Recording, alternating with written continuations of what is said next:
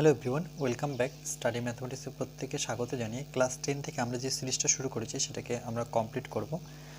সেটা হচ্ছে partnership business বা অংশীদারি কারবার। আমরা অলরেডি কোর্সে দেখে 14 থেকে 14 পর্যন্ত করে নিয়েছি। আজকে আমরা পার্ট 12তে 15 নম্বর অঙ্কটা দেখব। ওকে, পেজ নাম্বার 204। আজকে আমাদের পার্ট 12 ভিডিও। দেখো কি বলেছে 15 নম্বর অঙ্ক। বলেছে পূজা, উত্তম ও মেহের তিনজন মিলে যথাক্রমে, যখন পূজা দেখো এখানে 5,000 টাকা, উত্তম হচ্ছে 7,000 টাকা আর মেহেরের হচ্ছে 10,000 টাকা মূলধন নিয়ে অংশীদারি কারবার এই শর্তে শুরু করে। শর্তটা কি? এক নম্বর হচ্ছে কারবার চালানোর মাসিক খরচ, মানে মাসে 2,500 টাকা। হিসাবপত্র রাখার জন্য পূজা ও উত্তম প্রত্যেকে মাসিক 1,200 টাকা পাবে। তাহলে কে কে পাচ্ছে? যে হিসাবপত্র রাখার জন্য পূজা আর উত্তম প্রত্যেক মাসে 200 টাকা করে পাচ্ছে। বছরের শেষে যদি 6,900 টাকা লাভ হলে তা থেকে কে কত টাকা পাবে হিসাব করে লিখি। তাহলে আমরা প্রথমেই লিখব কি, পূজা, উত্তম, মেহেরের মূলধনের অনুপাতটা। যেহেতু মূলধনগুলো দেওয়া আছে তাহলে তার অনুপাতগুলো লিখে নেব। তাহলে আমরা লিখব পূজা,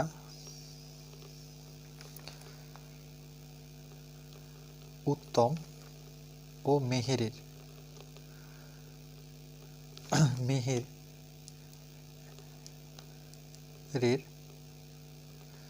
মূলধনের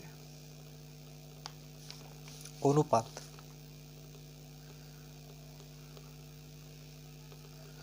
কত কত দেখো, প্রথমে 5,000, 7,000 আর 10,000।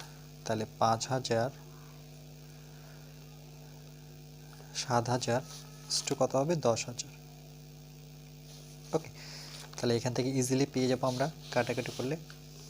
দেখো কটা করে শূন্য কাটবো? 3টা করে শূন্য কাটবো। তাহলে কত পাচ্ছি আমরা? 5:7 কত? 10। ওকে, এটা আছে।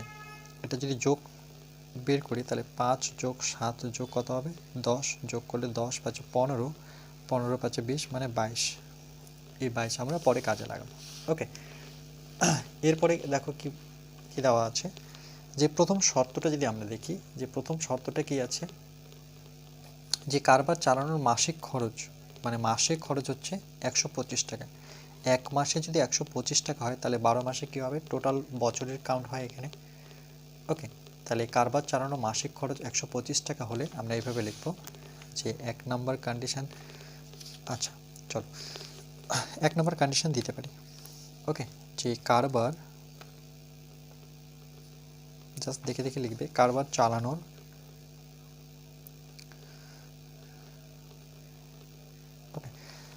চালানোর মাসিক খরচ কত? 125 টাকা। ওকে, আচ্ছা তাহলে আমরা লিখবো 125 টাকা হলে 12 মাসে বা 1 বছরে, এরপরে লিখতে যে 12 মাসে মোট খরচ সমান সমান কত হবে? 125 সে সাথে 12 গুণ হবে, টোটাল মাসের আমার হিসেব। ওকে, এত টাকা। তাহলে এটাকে যদি আমরা গুণ করি তাহলে কত পাবো? দেখো 125কে 12 দিয়ে যদি গুণ করি তাহলে 125কে 12 দিয়ে গুণ করব। 5 দুগুণে 10 শূন্য, হাতের 1, 2 দুগুণে 4 আর 5, 2 অক্ষে 2।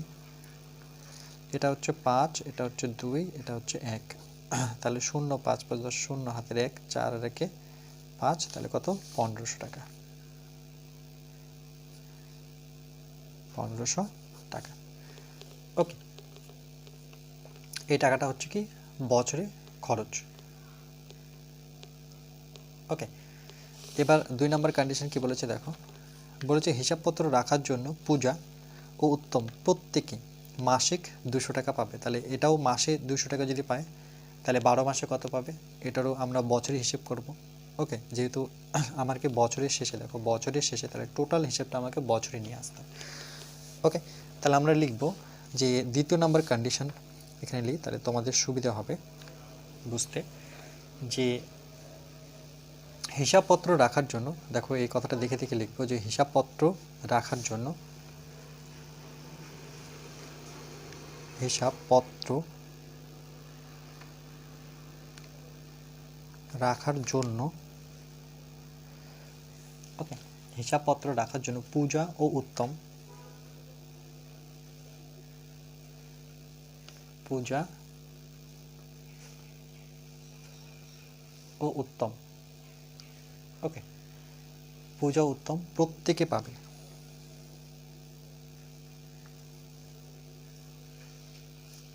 প্রত্যেকে পাবে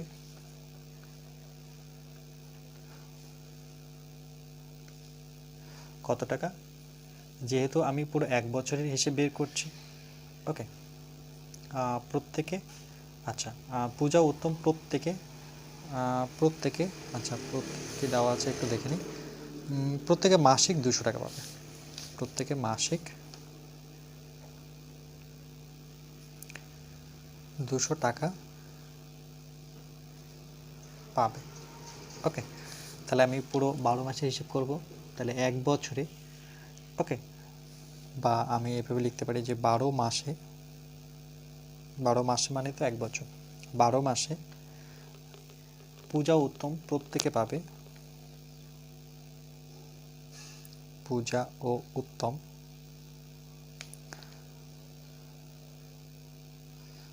প্রত্যেকে পাবে সমান সমান কত যেহেতু 12 মাসে হিসেব বের করছি তাহলে 200 সাথে আমি কি করব 12 গুণ করব এত টাকা তাহলে 12 দুগুণে কত 2400 টাকা ওকে এটাও বছরে বের করে নিয়েছি এটাও আমরা বছরে বের করে নিয়েছি ওকে আর বছরের শেষে কত লাভ হয় সেটা দেওয়া আছে 6960 টাকা তাহলে আমরা লিখব বছরের শেষে লাভের পরিমাণ বছরের শেষে লাভের পরিমাণ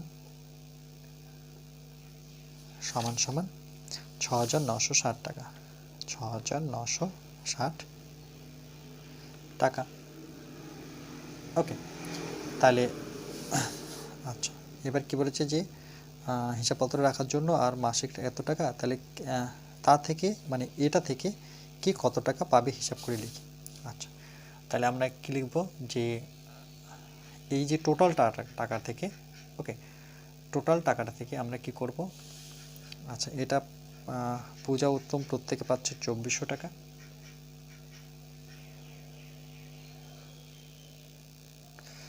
দেখো এখানে প্রত্যেকে পাচ্ছে কিন্তু আমাকে দুজনের বের করতে হবে ওকে তাহলে আমরা কি করব দেখো এখানে লাইনটা লিখে নিতে পরে লিখি যে 12 মাসে আরেকবার লিখে নিচ্ছি যে 12 মাসে ওকে মানে 1 বছরে বলতে পারো যে 12 মাসের দুজনের মোট খরচ ওকে 12 মাসের দুজনে মোট খরচ হবে 12 মাসে দুজনে একবারে দুজনের হিসেব করছি দুজনের মোট খরচ হবে মোট ওকে খরচ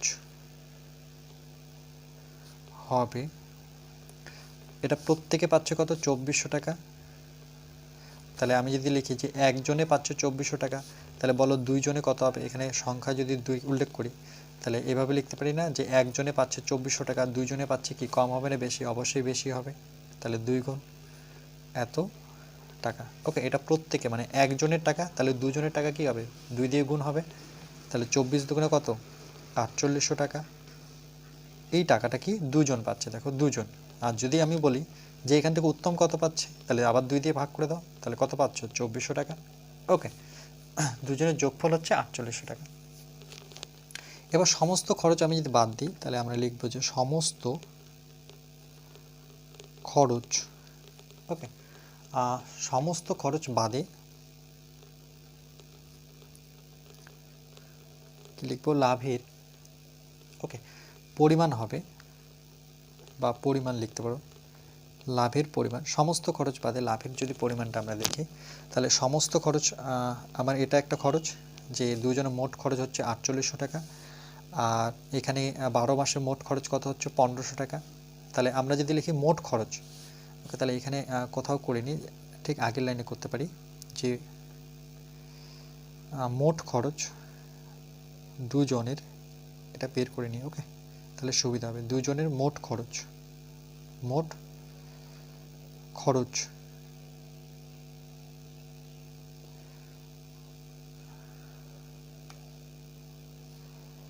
দুজনের মোট খরচ, তাহলে প্রথমে কত হয়েছে 1500 টাকা, পরে 4800 টাকা, তাহলে 1500 প্লাস 4800, এটা কি এদের বাড়তি খরচ। ওকে, এটা যোগ করলে কত আসবে, তাহলে যদি যোগ করি তাহলে 0 0 8 5 13 3, হাতে থাকছে 1 4 5 6, 6000 কত 300 টাকা। ওকে, 8 5 13 3, হাতে থাকছে 1 4 5 একে 6300 টাকা। এটা দুইজনে হচ্ছে মোট খরচ করছে 6300 টাকা। আর এটা কিন্তু 12 মাসে দুজনের মোট খরচ, এটার সাথে এটা গুলিয়ে যাবে না। ওকে, এটা দুজনের মোট খরচ বলতে কোনটা, এই যে দেখো এই 15000 আর কত 1500 আর কত 4800, দুটো যোগ করলাম। সেটা যদি বুঝতে না পারো তাহলে এখানে আরেকবার করে দিচ্ছি, যে সমস্ত খরচ বাদে লাভের পরিমাণ, টোটাল লাভ কত হয়েছে 6960, এইভাবে লিখতে পারো। ওকে, 6960, এই লাইনটা না লিখে তোমরা এই লাইনটা করতে পারো। তাহলে বিয়োগ করো এখান থেকে মাইনাস করব আমরা কোনটা টাকা, প্রথমে 1500 টাকা মাইনাস করো, এভাবে করলেও হবে। যে এই টাকাটা তো খরচ হয়েছে না, তাহলে আমাকে টোটাল থেকে মাইনাস করতে হবে। আর এই টাকাটাও খরচ হয়েছে, তাহলে সেটাও মাইনাস করতে হবে। এত টাকা, একই ব্যাপার, তোমরা যেটা বুঝো। ওকে, যদি এই লাইনটা বুঝতে অসুবিধা হচ্ছে, ওকে এই লাইনটা যদি বুঝতে অসুবিধা হচ্ছে, তাহলে তোমরা সমস্ত খরচ বাদে লাভের পরিমাণ, তো টোটাল লাভটা থেকে তুমি 1500 টাকা বাদ দিয়ে দাও, কেন এটাও খরচ হয়েছে। আর 4800 টাকা খরচ হয়েছে, সেটাও বিয়োগ করো, তাহলে কত পাচ্ছ 6960, মাইনাস মাইনাসে কী হয়ে যাবে প্লাস, যোগ করতে হবে। তাহলে দেখো 8 5 কত 13 3, হাতের 1 4 5, 6300 টাকা। ওকে, তাহলে 6300 টাকা যদি বিয়োগ করি তাহলে কত থাকছে আমার, 9 থেকে 6 বিয়োগ 3 বিয়োগ করলে 660 টাকা। ওকে, 660 টাকা এই টাকাটা। ওকে, এবার কি করব, এই 660 টাকার মধ্যে এটা কি সমস্ত খরচ বাদে এই টাকাটা কিন্তু এখনও থাকছে, সমস্ত খরচ বাদ দিয়ে দিলাম আমরা। ওকে, তারপরে এই টাকাটা কি মূলধনের অনুপাতে ভাগ করে নেব। ওকে, তাহলে আমরা লিখব 660 টাকা, 660 টাকার মধ্যে পূজা পাবে, তাহলে 660 টাকার মধ্যে পূজা, ওকে পূজা পাবে। মনে রাখবে সমস্ত খরচ বাদ দেওয়ার পর যে টাকাটা থাকলো এই টাকাটা থেকে বের করব। তাহলে 660 টাকার মধ্যে পূজা পাবে, তাহলে পূজার অনুপাত কত বের করে রেখেছিলাম 5, তাহলে হচ্ছে 5, আর যোগফলটা কত ছিল আমার 22 ইন্টু কত 6660 টাকার মধ্যে। ওকে, 6660 টাকার মধ্যে, তাহলে এটাকে 22 দিয়ে, এটাকে আমরা যদি 22কে 3 দিয়ে গুণ করলে 66 পাবো। দেখো 3 দুগুণে 6, 3 দুগুণে 6 30, তাহলে কত দাঁড়ালো 3 5 15, তাহলে কত 150 টাকা। ওকে, সেমভাবে আমরা কি বের করব, উত্তমেরটা বের করব। তাহলে 6660 টাকার মধ্যে উত্তম পাবে। উত্তমের অনুপাতটা শুধু নিতে হবে, বাকি তো সেম, কত 7, তাহলে এখানে আমাকে শুধু 7 বসাতে হবে, উপরে শুধু 7 বসাতে হবে। আর সবগুলো যোগফল কত 2 × 2, এই 22 কথা থেকে পেলাম। দেখো সব অনুপাত যোগ করতে হয়, সেটা 22 হয়। আর গুণ কত 6660, এটা তো আমরা জানি কাটলে এটা 3 আসবে, তাহলে এটা যদি গুণ করে 3 7 কত 21, মানে 210 টাকা। ওকে, এটা একটা। সেমভাবে আরেকজন কি আছে মেহের, তাহলে 660 টাকার মধ্যে মেহের পাবে, তাহলে মেহেরের অনুপাতটা কত, শুধু অনুপাতটা নিতে হবে 10, নিচে 22, বাকি সব সেম, এটা কাটলে কত 30, তাইলে কত 3 অক্ষ 3, দুটো শূন্য লাগাবো, মানে 300 টাকা। ওকে, তাহলে দেখো বছরের শেষে এখানে তারপরে কি বলেছে যে তা থেকে কি কত টাকা পাবে হিসাব করে লিখি। ওকে, তাহলে 300 টাকা, 210 টাকা, 150 টাকা। তাহলে আমরা লিখতে পারি যে বছরের শেষে পূজা পাচ্ছে। ওকে, তাহলে সুতরাং বছরের শেষে পূজা পাবে। এখানে পূজা কত পাচ্ছে? 150 টাকা। আর পূজা এখানে কত পাচ্ছিল? এই যে দেখো এখানে পূজা উত্তম প্রত্যেকে পাচ্ছে কত? 2400 টাকা। ওকে, তাহলে 150 টাকা এখানে পূজা পাচ্ছে প্লাস উত্তম পাচ্ছে, তাহলে কত হচ্ছে? 2400। ওর সাথে কী হবে? তাহলে আমরা কি করব? এই যে 2400 টাকা আছে, এই 150 টাকার সাথে আমরা 2400 টাকা যোগ করব। এটা আগে বের করেছিলাম। তাহলে 2400 আর 150 যদি যোগ করি 400, 500, 550, মানে 2550 টাকা হচ্ছে, তাই তো? 2550 টাকা। ওকে, এটা একটা আমার কিন্তু উত্তর। এটা কার উত্তর? এটা পূজার। সেমভাবে আমরা পূজার পরে কী ছিল আমার? উত্তম। তাহলে উত্তমেরটা বের করব, যে বছরের শেষে উত্তম পাবে। তাহলে আগে উত্তম কত? 210 টাকা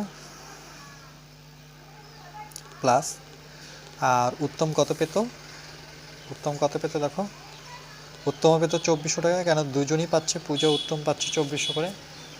তাহলে এখানে আমার হবে 2400। তাহলে এটা যদি যোগ করি, দেখো 4 আর একে কত? 500, 2 2 4, তাহলে কত? 4000। 2400 আর 210 যোগ করলে কত? 4। আচ্ছা, 0 0, 4 আর একে 5। ওকে, 400, 200, 600। এটা হচ্ছে এটা 4610 টাকা হবে। ওকে, কেন কি 210 টাকা এর সাথে যোগ হবে, তাহলে 400, 200, 600, 610, তাহলে কত হলো? এটা 2610 টাকা। ওকে, 2610 টাকা।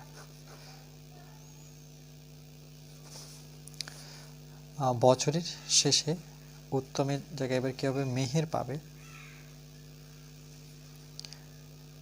মেহের পাবে, দেখো মেহের তো কোনো কন্ডিশন নেই, এখানে দুজনেই ছিল যে যারা কি হিসাবপত্র রাখার জন্য পূজা উত্তম প্রত্যেকে পাচ্ছে। ওকে, মেহের তো পাচ্ছে না, তাহলে মেহেরের শুধু এই টাকাটা হবে। মেহেরের আমরা বের করলাম 300 টাকা, ওর কোনো কন্ডিশন নেই। ওকে,